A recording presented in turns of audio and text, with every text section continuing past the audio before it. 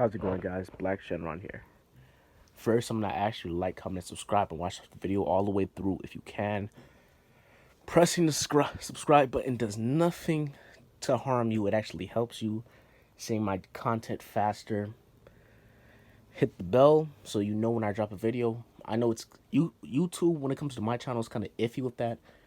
Such as, like, I'm subscribed to myself on my regular YouTube accounts, and I don't even get notifications from my videos till like 3 days afterwards, and it's really frustrating. It feels kind of like YouTube's working against me in that regard. So I really would appreciate it if you guys did that. Pop a video on in front of your friends or whatever. You guys are just chilling out playing the game. I'm gonna put all my stuff inside playlists because I know I like to watch what if videos while I'm like on the game or something. So let's begin. We'll start this off with Frieza. Well, the Saiyan's going to see Frieza inside his throne room, them being accompanied by the Ginyu Force. Upon making their way to the throne room, they're greeted by Zarbon. Goku can see that Zarbon's pretty strong, but nothing to write home about compared to the people that escorted them there. So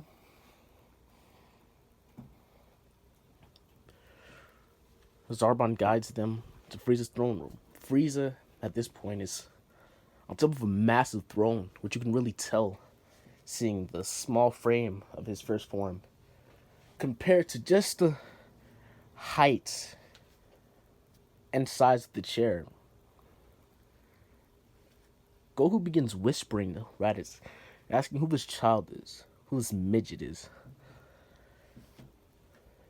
Raditz nearly goes pale just from Goku saying this, saying that's Lord Frieza, and don't make any of those comments inside his presence. When he speaks to you, answer as calmly and as urgently as possible. Do not speak to him whatsoever. Do not criticize him, because you will die. Frieza's petty, and he doesn't take criticism too well. At first, Goku didn't notice.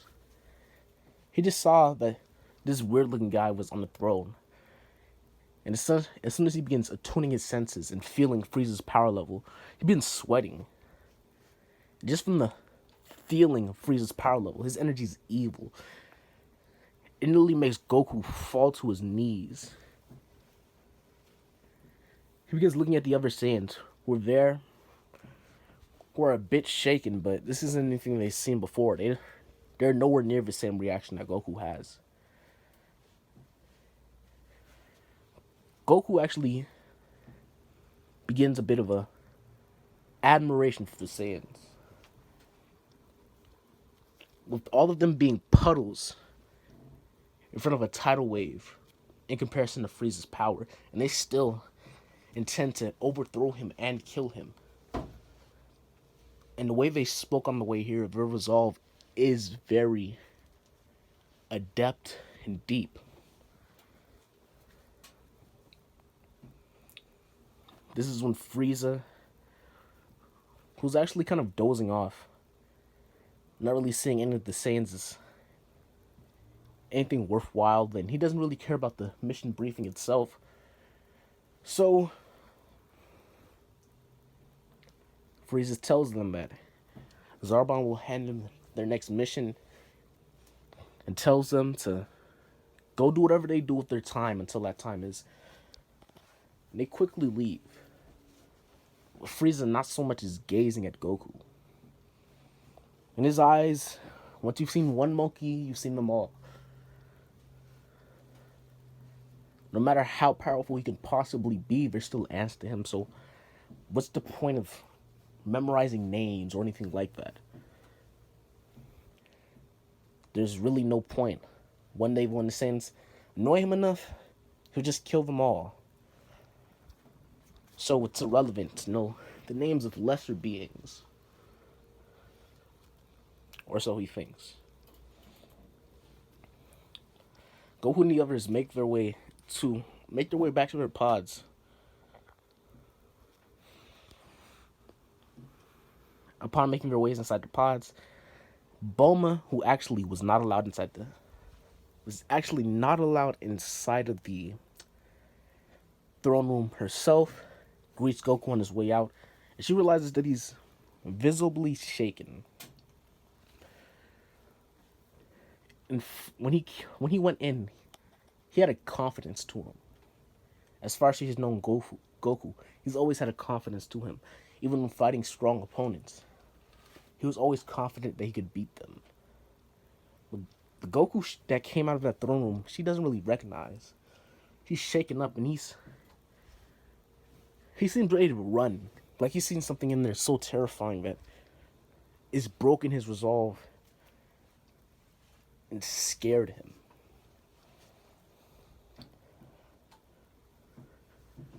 During this time, Bulma's actually even her own pod. And they're making their way back to the space station.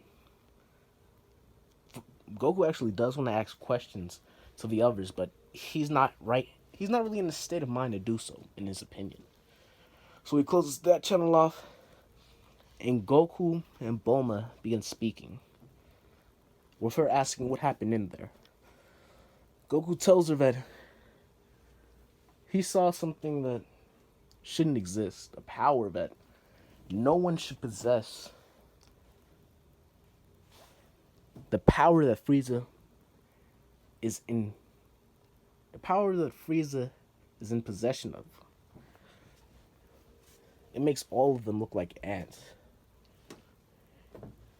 When he first came to the palace, he expected Lord Frieza to be there waiting in front of them, but no, he wasn't.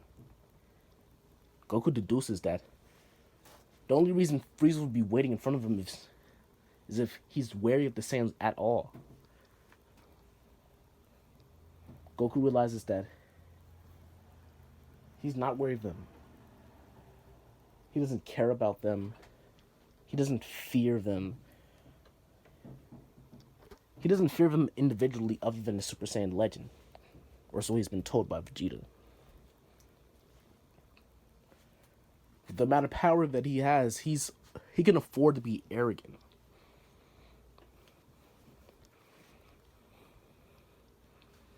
Bulma says that when they get to where they are, when they get to where they're being taken, she'll make some things to help them with their training. This actually helps Goku quite a bit. With all he can think about now is getting strong enough to get inside Frieza's view. So that's what happens. They make their way to the space station. Vegeta calls all of them to his room, which is quite a bit bigger than everybody else's. Bulma and Goku are lodging up together, with Bulma at this point being basically Goku's +1. And they basically forgot about Bulma, so they didn't really assign her to do any work. So at this point, they just think of Bulma as a friend that Goku has who's basically useless. So, with the arrival of everyone in Vegeta's room, he begins speaking to all of them. First off, he addresses Goku, saying that, why did he bring this woman to them? Goku gets a bit annoyed at this, saying, don't question the people I bring. Vegeta gets himself up, ready to fight Goku at this point, because he will not tolerate any disrespect from his subjects. The two of them are about to clash, but Nappa actually stops them, with him actually being the cooler head inside the situation. He pulls Vegeta back, and Raditz pulls Goku back.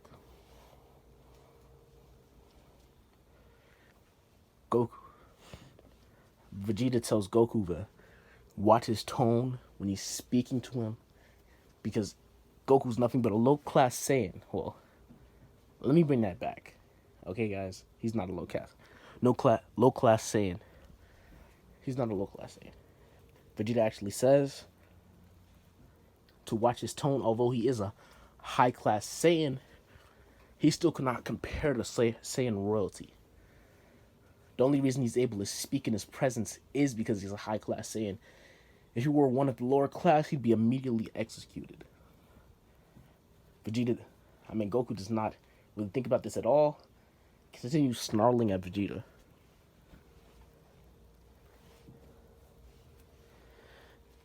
Vegeta tells Bulma to get her beast on a leash and begins sitting down. Vegeta goes over what they already know. That Frieza has a power level of around 560,000 actually. There's actually word that he has a second form, able to push 1 million. Vegeta is a bit skeptical of this, but he was skeptical of this at first, but upon seeing King Cold, he can do nothing but assume that that's Frieza's second form. He's going to transform into something like that. And Vegeta's even more worried about this, because compared to Frieza inside his first form, King Cold is massively more powerful.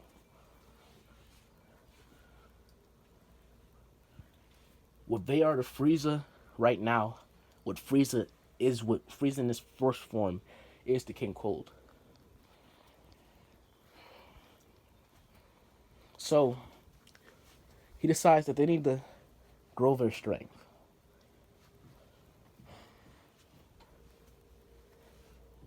He has no real way of achieving this. He immediately suggests that they just begin beating the shit out of each other so they're strong enough to fight Frieza. Bulma says that she might have another way, Vegeta blatantly ignoring her. Before Goku speaks up and says that Bulma is a genius. As long as they get her the right materials, they might be able to find something that'll help them grow stronger. Vegeta's skeptical of this as well, because Vegeta's a prick, in case you've never heard of Dragon Ball Z, and you've never watched it.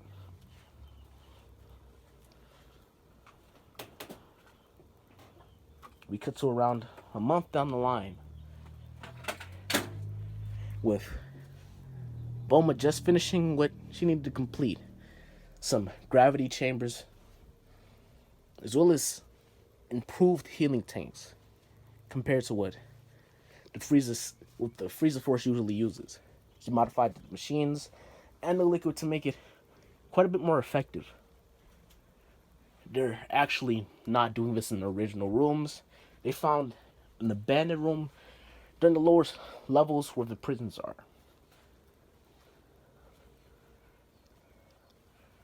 Vegeta immediately cuts himself and dips his hand inside the healing liquid to see its effectiveness. Once it begins immediately closing up the wound and healing it after just a few seconds, Vegeta says that this will work nicely for the plans. That's the end of this part. I know the story might seem a little bit slower, but I need to establish all of these things before we can just rock it forward. So I'm going to need you guys to like, comment, and subscribe. I need that support so we can make it to 1,000 subscribers. Thank you for watching up to this part. Black-Shenron out.